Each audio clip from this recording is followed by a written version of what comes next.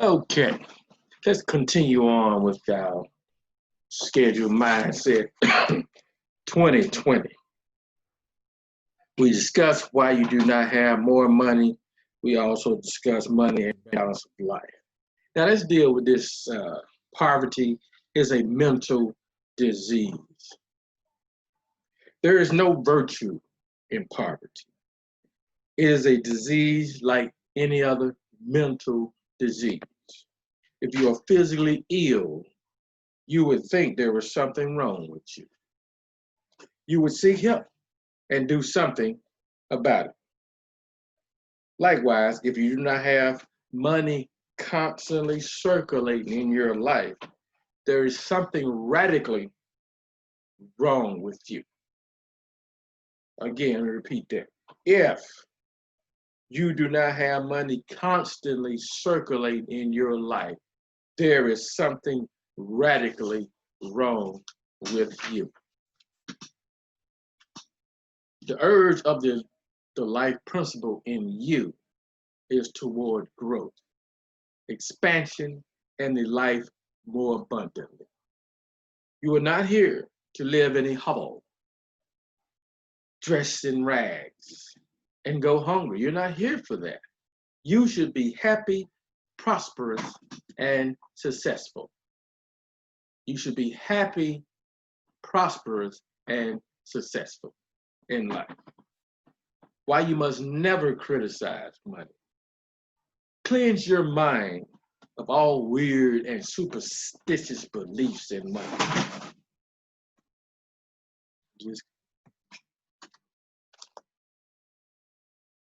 Why you must never criticize money. Cleanse your mind of all weird superstitions, beliefs about money. Do not even regard money as evil or filthy. If you do, your cause is to take wings and fly away from you. So just don't speak evil of money. You don't want money to fly away from you, get away from you. Remember that you lose what you condemn. You cannot attract what you criticize. Get in the right attitude towards money. Here's a simple technique I want to teach you about the right attitude towards money. You may use to multiply money in your life. Use the following statement several times a day. I like money. I love it. I use it wisely, constructively, judiciously. Again, repeat. I like money.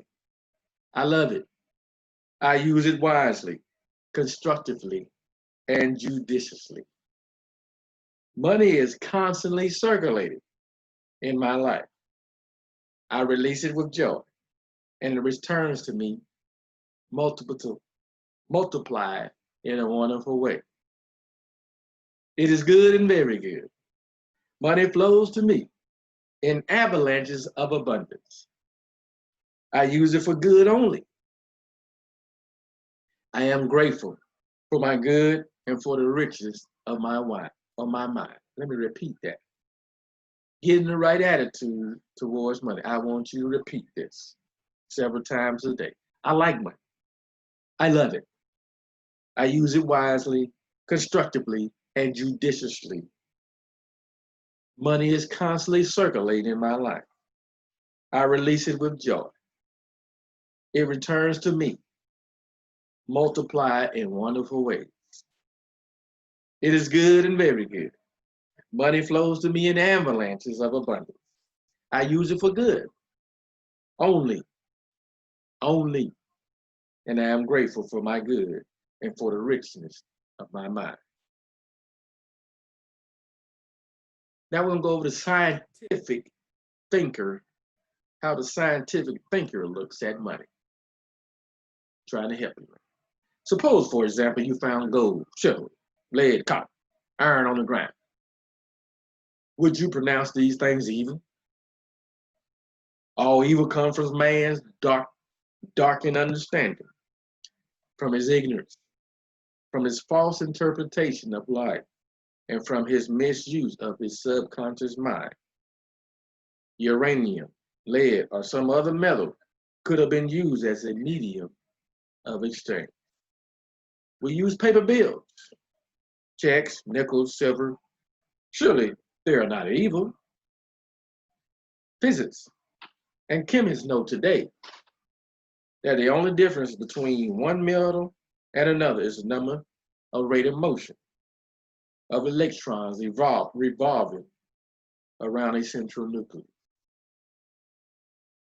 They can now change one metal into another through a bombardment of the atoms in a powerful cyclotron. Pardon me, cyclotron. Yes, like cyclotron. Gold, under certain conditions, becomes mercury. The cost may be prohibited now, but it can be done. I cannot imagine any intelligent person seeing anything evil in electrons, neutrons, protons, and isotopes. But just think about it. This is the scientific thinking about money. The piece of paper in your pocket is composed of atoms and molecules with their electrons and protons arranged differently. Their number and rate of motions are different. This is the only way the paper differs from the silver in your pocket. The scientific thinker of money. Now let's deal with, as we close out this section,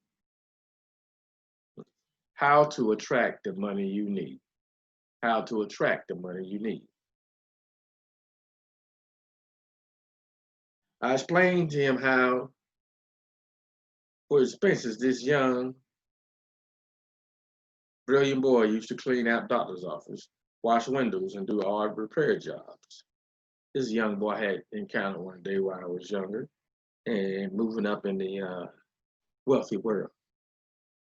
He told me that every night as he went to sleep, he used a picture in his mind's eye, a medical diploma on his wall with his name on it in big, bold letters. He used to clean and shine the framed diploma in the medical building where he worked. As a young boy was working in the doctor's office. It was not hard for him to engrave the image of a diploma in his mind and develop it there. Definite results followed as he persisted with his mental picture every night for about 4 months. The sequel of the story is very interesting.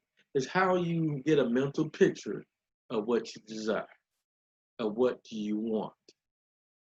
And you go over that in your mind every day, daily, on a daily basis, until it ingrains into your subconscious mind. Once it ingrains into your subconscious mind, it has no choice but to come into reality.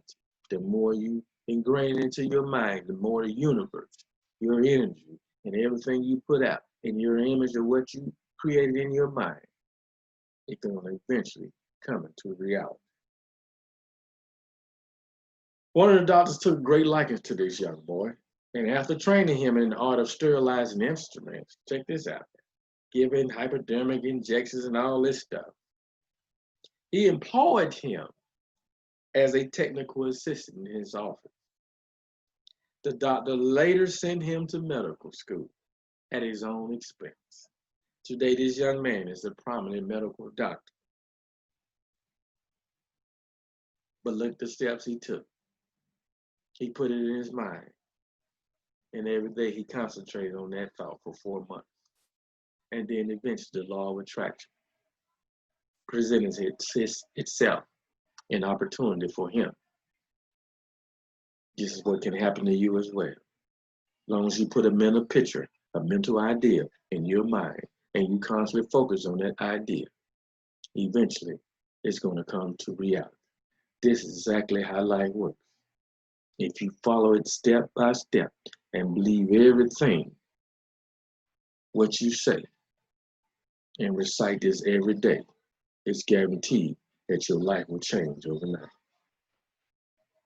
This young man was able to imagine, see, and feel the reality of being a doctor. He lived with that idea, sustained it, nourished it, loved it until his imagination.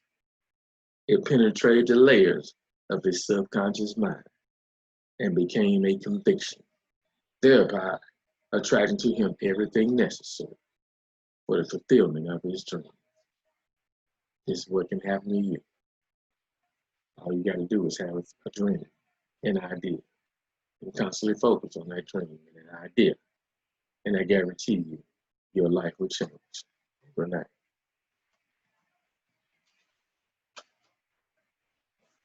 So I'm going to close this segment of our discussion, and hopefully you have learned something. And tonight, before you go to bed, put the idea in your mind. What do you desire in your life? And focus on that idea every day for the next 30 days. And I guarantee you, after those 30 days, things will start happening for you in your life. And you'll start coming into a reality. And the more you stay focused on it, within a matter of time, as your little boy did, your life will give you what your mind and your subconscious mind accepted as reality. I want to thank you again as we go over and end another segment of Mindset 2020. How to program your subconscious mind to get whatever you desire out of life. Until next time, peace.